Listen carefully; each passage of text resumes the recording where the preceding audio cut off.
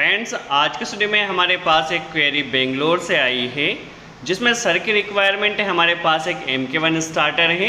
इसे यदि हम लोकल से स्टार्ट करना चाहें तो लोकली हमारे स्टार्टर में स्टार्ट होना चाहिए, लोकल से स्टॉप भी होना चाहिए। यदि हम स्टार्टर को रिमोटली पुश बटन के ज़रिए देखिए स्टार्ट करना चाहें तो पुश बटन के ज़रिए स्टार्ट, और स्टॉप पुश बटन के ज़रिए स्टॉप करना चाहे तो स्टॉप होना चाहिए। यदि हमने रिमोटली स्टार्ट किया है तो लोकल से भी स्टॉप होना चाहिए, और यदि इमरजेंसी पुश बटन प्रेस किया गया है तो हमारा स्टार्टर ना ही लोकल से स्टार्ट होगा ना ही रिमोटली स्टार्ट होगा। तो यह तो हमने फंक्शन देखा था होल्डिंग कंडीशन में। अब उन्हें इंचिंग या जोगिंग का फंक्शन भी चाहिए। देखिए सिलेक्टर को स्टॉप कर दिया है। अब हम स्टार्टर को स्टार्ट कर रहे हैं रिमोटली, तो देखिए हमारा स्टार्टर सिर्फ इंचिंग कंडीशन में रन कर रहा है, जॉगिंग मोड में रन कर रहा है। देखिए लोकल कंडीशन में भी देखिए अब हमारा स्टार्टर सिर्फ इंच में ही रन कर रहा है। तो उन्हें इंचिंग का भी फंक्शन चाहिए और होल्डिंग का भी फंक्शन चाहिए, और साथ ही उनकी एक और रिक्वायरमेंट है, चाहे स्टार्टर लोकल से स्टार्ट हो या रिमोटली स्टार्ट हो, इंडिकेटर ने ब्लिंक करना चाहिए, इंडिकेशन मिलना चाहिए। तो किस तरह से प्रॉपर कंट्रोल वायरिंग की जाएगी, हर एक कॉन्सेप्ट को समझ लेते हैं। देखिए दोस्तों, हमारे पास एक MK1 DOL स्टार्टर है। ये हमारे पास ड्यूल स्टार्टर में स्टार्ट पुश बटन, यह स्टॉप पुश बटन। सबसे पहले हम इस स्टार्टर के बारे में जान लेते हैं। तो इस स्टार्टर में देखिए यह जो ऊपर का सेक्शन है, ये इसका देखिए ऊपर वाला सेक्शन ओवरलोड का सेक्शन होता है, रिले का सेक्शन होता है। यह सेक्शन इसका कॉन्टेक्टर सेक्शन है, ठीक है।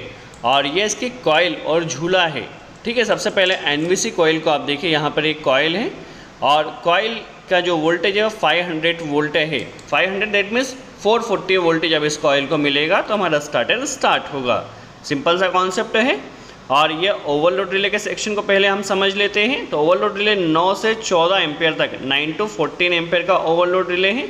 यह ओवरलोड रिले का NO पॉइंट है, ठीक है। जब इस स्टार्ट पुश बटन को प्रेस किया जाएगा, देखिए हम मल्टीमीटर से चेक कर भी दिखा देते हैं।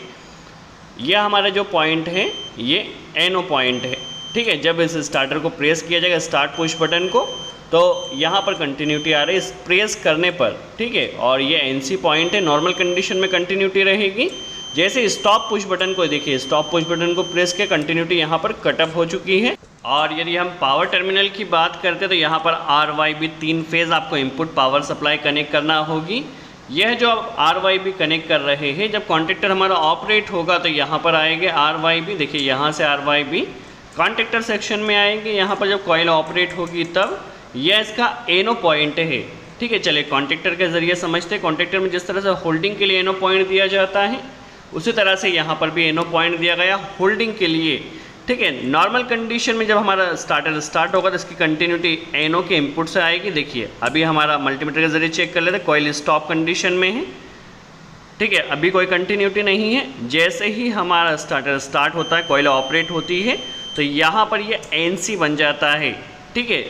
होल्डिंग का कॉन्सेप्ट क्या रहेगा वह भी हम समझेगा। अभी आप वर्किंग समझिए, ठीक है। कॉइल का ऑपरेट होने पर NC यह होता है, ठीक है। अभी हम क्या करते हैं वायरिंग करने के लिए, देखिए क्योंकि कॉइल हमारी 440 की है तो यहाँ पर RYB कनेक्ट किए जाएगा। तो यहाँ से हम एक फेज़ डायरेक्टली NVC कॉइल में कनेक्ट कर देते हैं, ठीक है। NVC कॉइल में डायरेक्टली एक फेज़ आ चुका है।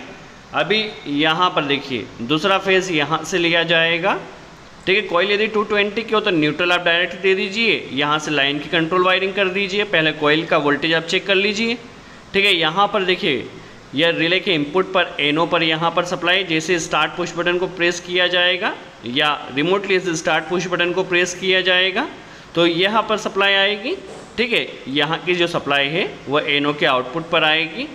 यहाँ पर हम एक कनेक्टर कनेक्ट कर देना है इस तरह से, ठीक है। ये जस्ट हमने एक लिंक कनेक्ट किया है, यहाँ से यहाँ पर कंटिन्यू सप्लाई आएगी। जैसे स्टार्ट पुश बटन को प्रेस किया, ठीक है, स्टार्ट पुश बटन को प्रेस करने से यहाँ की सप्लाई यहाँ आएगी। और ये पॉइंट ऑलरेडी हमारा NC है, ठीक है। NC होने से यहाँ से यह सप्लाई आएगी और यह जाएगी कॉइल में, ठीक है। देखिए कॉइल में आ चुकी है। पहले हम सिंपल स्टार्टर की वर्किंग समझ लें, कनेक्शन समझ लें, ताकि आपका सारा कॉन्सेप्ट यहाँ क्लियर हो, ठीक है। अभी हमारा स्टार्टर जस्ट क्या रहेगा, हमारा इंचिंग में वर्क करेगा। होल्डिंग कनेक्ट करने के लिए देखिए ये NC पॉइंट होता तो होल्डिंग किस तरह से दी जाएगी। तो एक सिंपल सा हम छोटा सा एक कनेक्टर ले लेते हैं। जब स्टार्टर को स्टार्ट किया जाएगा तो ये NO शॉर्ट हो गया और यहाँ से होल्डिंग देखिए यहाँ से जो होल्डिंग है वो यहाँ से जैसे पुश बटन को प्रेस किया यहाँ से होती हुई यहाँ पर आ जाएगी। ठीक है, चलिए मल्टीमीटर के ज़रिए भी हम पहले चेक कर लेते हैं। देखिए क्योंकि यहाँ की कंटिन्यूटी कहाँ पर आ रही है, यहाँ पर। ठीक है, क्योंकि डायरेक्ट एक वायर हमने कनेक्ट किया है एनसी से, जब स्टार्टर स्टार्ट होगा तब।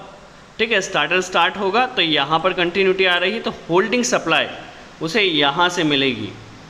चलिए अभी हमें क्या करना है, एक कनेक्टर जस्ट सिंपल यहाँ कनेक्ट कर लिया है और इसे एनो पॉइंट पर कनेक्ट कर देना है। जैसे कॉइल ऑपरेट होगी तो ये इसे होल्डिंग इनपुट टर्मिनल से मिलेगी जहाँ पर येलो वायर कनेक्ट किया है। चलिए ऑपरेट कर देख लेते हैं। देखिए स्टार्टर हमारा स्टार्ट हो रहा है। ठीक है, और यहाँ से हम इसे स्टार्ट एंड स्टॉप कर सकते हैं।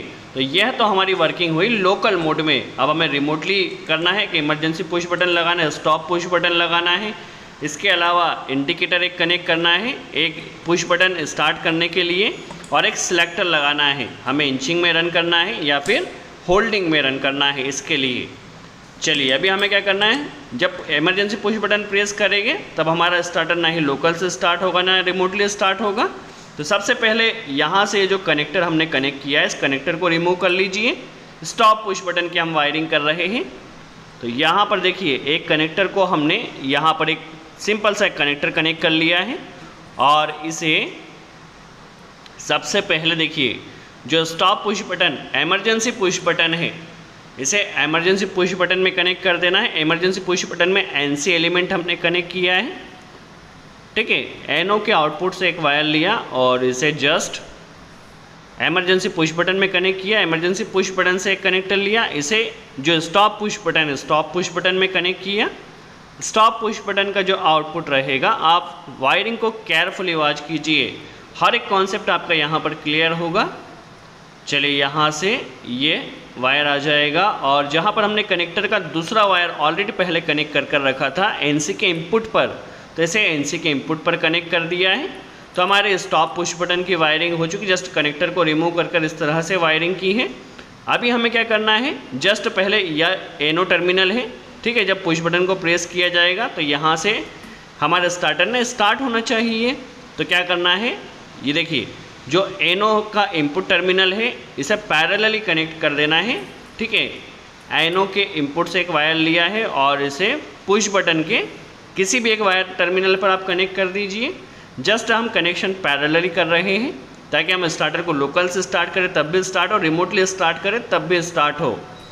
तो एनो का आउटपुट जो रहेगा इस एनो के आउटपुट को ले जाना है और इसे जो एनो का आउटपुट टर्मिनल है, ठीक है, देखिए एनो का जो आउटपुट टर्मिनल है यहाँ पर कनेक्ट कर देना है। ठीक है, जस्ट हमने दोनों ही टर्मिनल को पैरेलली कनेक्ट कर दिया है। ठीक है, अब हमें क्या करना है, जस्ट होल्डिंग के लिए, देखिए होल्डिंग के लिए ये दो वायर है, तो हम क्या करेंगे, इससे भी पैरेलली कनेक्ट कर देना है सिलेक्टर के। ठीक है, इसे पैरेलली कनेक्ट करना है सिलेक्टर के, इसे आप केयरफुली वॉच कीजिए। अब यहाँ से एक वायर ऑलरेडी, देखिए यहाँ से एक वायर, पहले हम इस कनेक्टर को रिमूव कर लेते हैं। ठीक है, कनेक्टर रिमूव हो गया है, पैरेलली सिलेक्टर के हमें कनेक्ट करना है। तो यहाँ से देखिए ऑलरेडी एक वायर, देखिए यहाँ से एक वायर ऑलरेडी यहाँ पर आया है। ठीक है, एनो के आउटपुट पर ऑलरेडी एक वायर यहाँ आया है, तो आप चाहे तो यहाँ से भी एक वायर ले सकते हैं, या पुश बटन में क्योंकि ऑलरेडी एक वायर आया हुआ है, कनेक्टर आया हुआ, तो यहीं से हम एक कनेक्टर ले लेते हैं और इसे सिलेक्टर के इनपुट पर कनेक्ट कर देते हैं। ठीक है, सिलेक्टर के इनपुट पर कनेक्ट कर दिया है। आप चाहें तो एनो का आउटपुट से भी एक वायर ला सकते हैं। अब यहाँ से, ठीक है, यहाँ से कनेक्टर यहाँ पर आ जाएगा।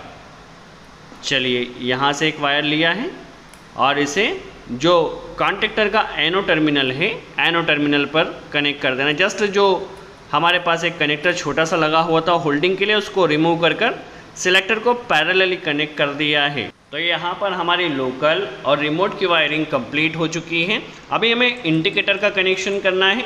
तो कॉइल के पैरेलल, ठीक है, जब भी कॉइल में सप्लाई आए तो इंडिकेटर नहीं चलना चाहिए, सिंपल सा कॉन्सेप्ट है। तो कॉइल के पैरेलल हमें इंडिकेटर में कनेक्ट कर देना। इंडिकेटर आपका 440 का होना चाहिए।